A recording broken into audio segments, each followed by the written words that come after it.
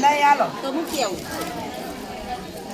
બસ બહુ પાણી નાખતા ને આપણે જઈ જમવા દેવું અહીંયા આપણે જમવા દેવું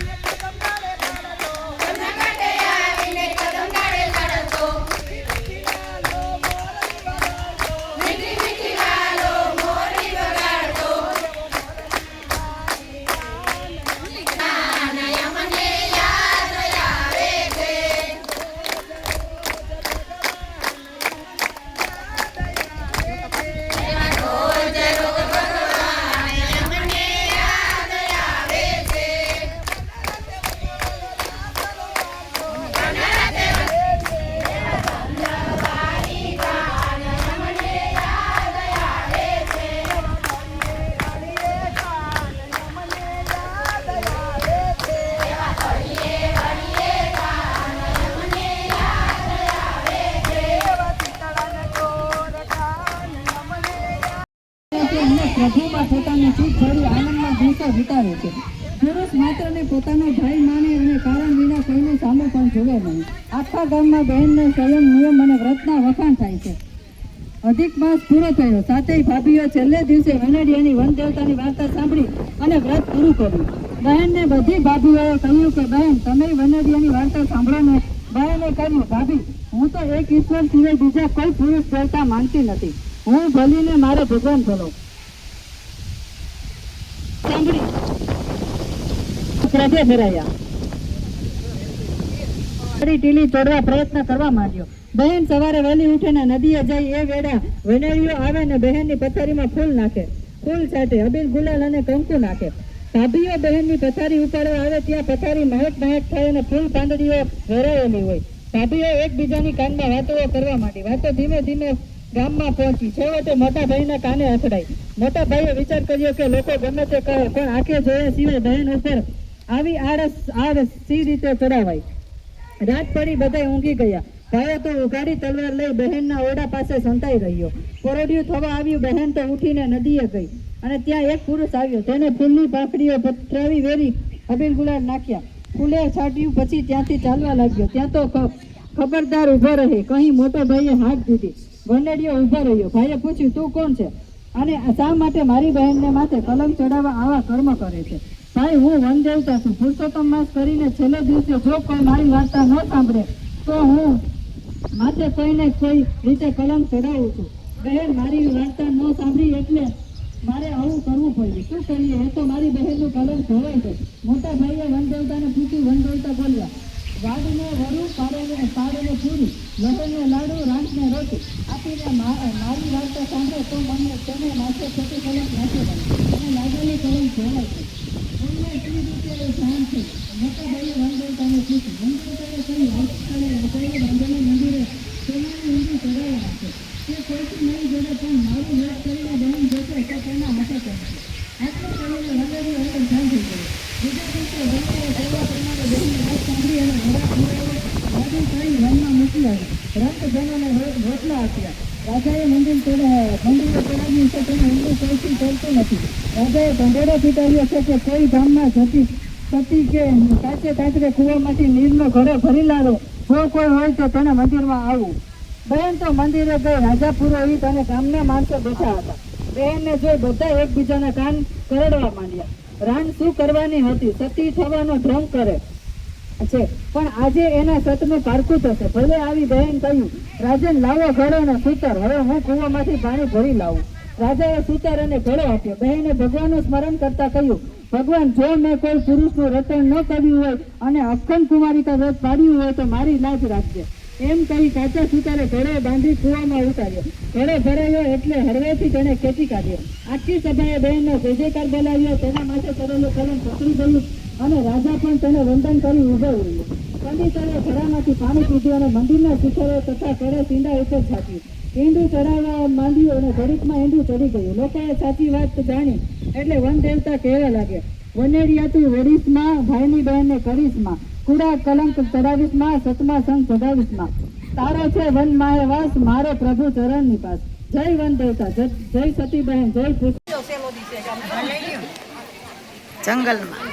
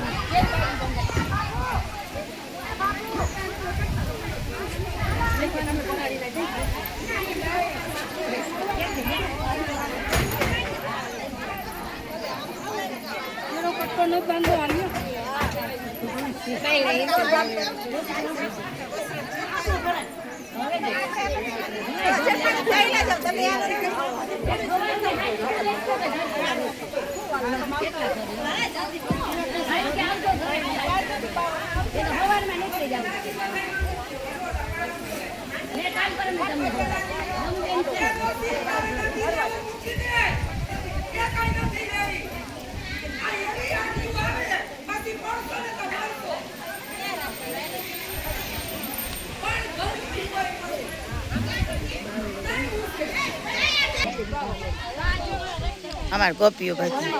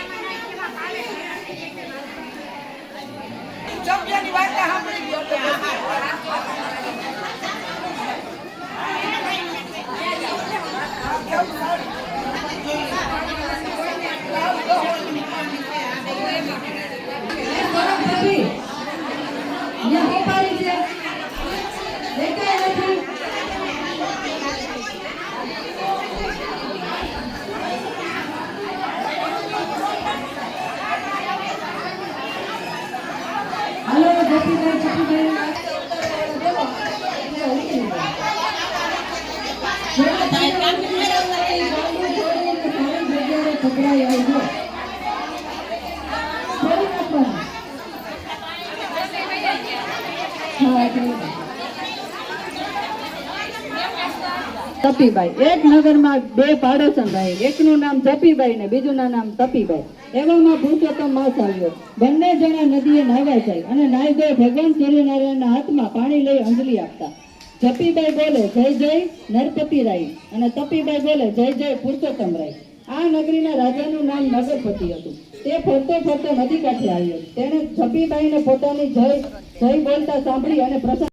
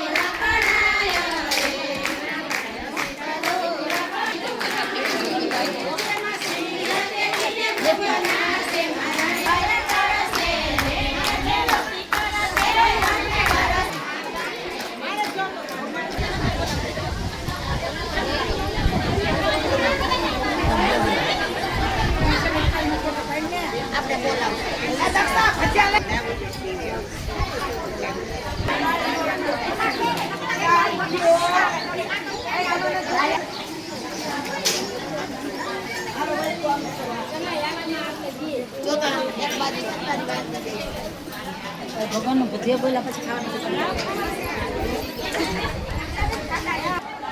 હજી લઈ લે.